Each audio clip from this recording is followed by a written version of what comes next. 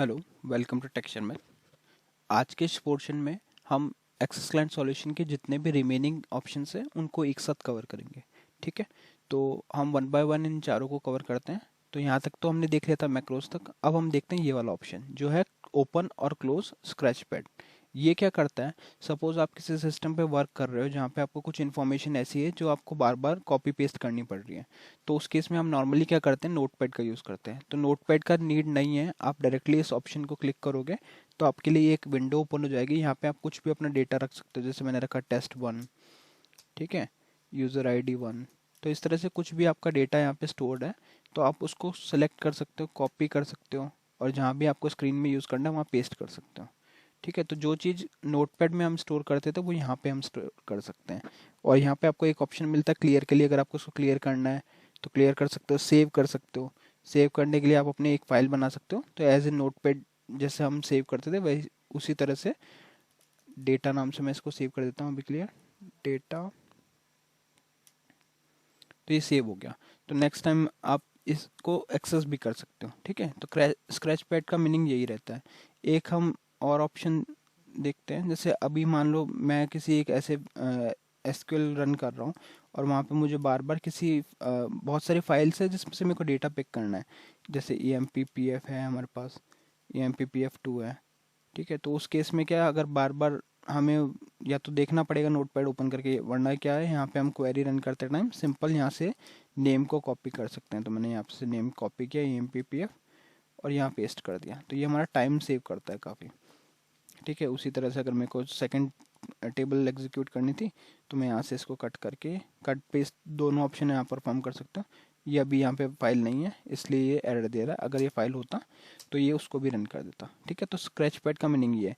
यहाँ पे आपको दो ये स्मॉल बटन भी मिलेंगे। इसको अगर आप प्रेस करोगे तो ये क्लोज हो जाएगा इस तरह से, और मैक्सिमाइज करने के लिए यहाँ पे एक और बटन है वो क्लिक कर सकते हो, या फिर डायरेक्टली इसको ओपन और क्लोज के लिए यूज़ कर सकते हो। यहाँ पे ये पूछता है do you want to save changes. Yes, अगर आपको सेव करना है तो आप यहाँ पे फाइल सेव कर सकते हो, और सेव नहीं करना तो सिंपल इसको क्लोज कर सकते हो। ठीक है, ये था स्क्रैच पैड। नेक्स्ट जो ऑप्शन है वो है लॉन्च नेविगेटर फॉर आई। ये तीन जो ऑप्शन है ये दोनों जो ऑप्शन है वो क्या एडमिन पर्पस के लिए यूज़ होता है। इतना हमारे एज ए डेवलपर पर्पस इतना यूज़ नहीं होता, बट फिर भी हम मैं आपको एक बेसिक आइडिया देता हूँ कि क्या है ये। इसको आप जैसे ही ओपन करोगे तो ये आपका एक वेब ब्राउज़र ओपन कर देगा, और वहाँ पे ये आपको नेविगेटर के लिए यूज़र आईडी और पासवर्ड मांगेगा। तो यहाँ पे आपको वही यूज़र आईडी और पासवर्ड देना है जो हम सिस्टम के लिए यूज़ करते हैं।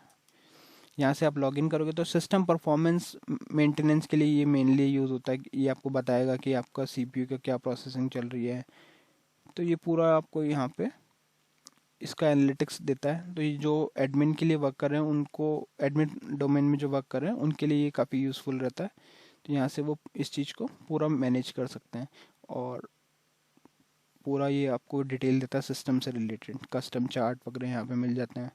ठीक है, तो इसमें इतना ही था। मतलब मेनली इसमें यही है कि अगर आपको एडमिन या सिस्टम से रिलेटेड कुछ पोर्शन कवर करना है तो आप यहाँ पे इसको आप देखोगे यहाँ पे CPU एवरेज यूटिलाइजेशन कितना हो रहा है, ये यहाँ पे चार्ट में शो हो रहा है। सिस्टम ESP कितना यूज़ हो रहा है, एक्टिव एक्टिव जॉब नंबर क्या है, तो ये पूरा उसका ग्राफ हमारे को प्रेजेंट करता है। तो ये बहुत हेल्पफुल है जो एडमिन उस डोमेन के लिए वर्क करते हैं उनके लिए। ठीक है, इसको बाद में हम डिटेल में भी देखेंगे, बट अभी के लिए सिर्फ इतना ही कवर करेंगे। सेकंड जो ऑप्शन रहता है वो है tools to optimize SQL application. तो ये भी वही है, अगर आपको एसक्यूएल ऑप्टिमाइजेशन परफॉर्म करना है तो आप यहाँ पे ये ऑप्शंस परफॉर्म, यहाँ पे आपको कुछ फाइल्स वगैरह मिलते हैं। प्लान कैशे, परफॉर्मेंस मॉनिटर, ये टैब्स हैं कुछ। ठीक है, ये अभी इस पे ओके करूँगा तो ये पूरा उसका बता रहा है परफॉर्मेंस मॉनिटर्स के लिए। प्लान कैशे, स्नैपशॉट्स है। ठीक है, इवेंट मॉनिटर। तो ये जो भी आपकी रिक्वायरमेंट है उस अकॉर्डिंग आप इस फीचर को यूज़ कर सकते हैं, बट इतना रेयरली ये, बहुत ही रेयरली ये दोनों ऑप्शन यूज़ होते हैं।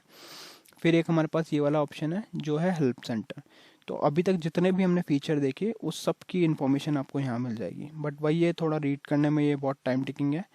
ऑलमोस्ट हमने इसके सारे फीचर्स ऑलरेडी कवर कर लिए हैं इस पूरे सीरीज़ में, तो आपको इसकी नीड नहीं पड़ेगी कि ये डॉक्यूमेंट आप गो थ्रू करें। बट स्टिल अगर आपको कोई और एक्स्ट्रा इन्फॉर्मेशन चाहिए तो आप रेफ़र कर सकते हैं।